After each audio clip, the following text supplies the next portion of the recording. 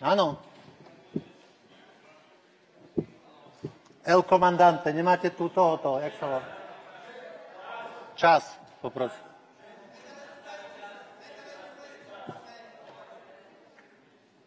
Beží vám čas, pán kolega. Nemám predkladateľa. Beží vám čas, pán kolega. Išiel na hygienickú prestávku, ktorú tolerujeme. Pán kolega, pán Pročko, nehučte, nie ste tu v zoologickej záhrade. Pán kolega Alojz Hlina, pokračujte, beží vám čas. Máte čo povedať? Chápem ako vaše vystúpenie ako ukončené. Tak pokračujte, prosím. Však urobme zadosť. Nech sa páči, pokračujte. Pán Pročko, ešte raz vykriknete, nechám vás vykázať zo sály. Prvé upozornenie, dobre? Tuto budete dodržovať rokovací poriadok. Ešte raz. Pán Hlina, pokračujte. Prepáčte, pán predsedajúci, ale nie je tu navrhovateľ. Preboha, zbláznili ste sa, človeče. Si na Kube? Pán kolega, zbláznili ste sa. Severná Kórea? Vráťte sa na svoje miesto. Si na Kube? Metelesku Blesku Matovič. Predkladateľ. Odíďte. Odíďte. Daj pauzu, dobre? Odíďte, pán Si Matovič. myslíš, že si na Kube, ty uchyl? Odíďte. Čo ste povedali? Že si uchyl. Povedzte to však. Že si uchyl, to som povedal.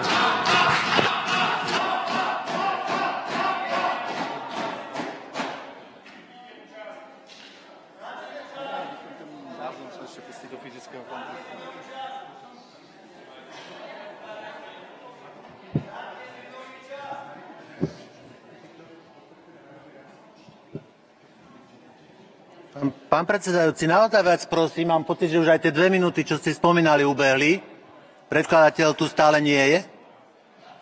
Tak ja sa domáham môjho času, ja som tu bol...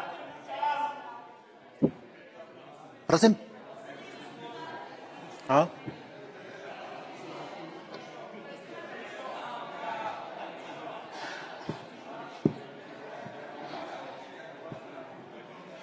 Pán predsedajúci, na vás žiadam druhýkrát, aby ste mi zastavili a vrátili čas.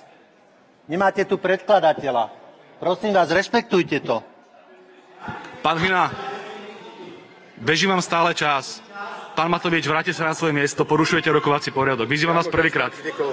Nie, nemôžete obťažovať predsedajúceho. Nemôžete stať kdekoľvek. Nemôžete stať kdekoľvek. Nie.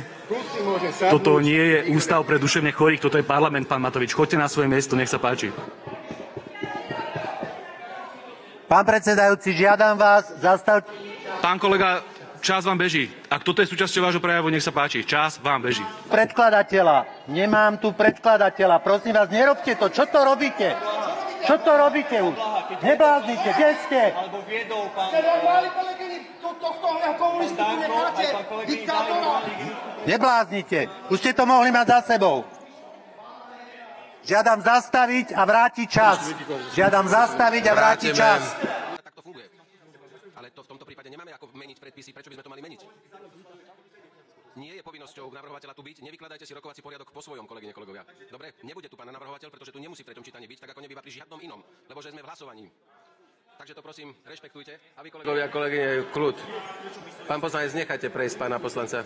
Pán poslanec Matovič, nechajte prejsť pána Mažguta popri vás. Nech prejde, prosím, veď sa... No.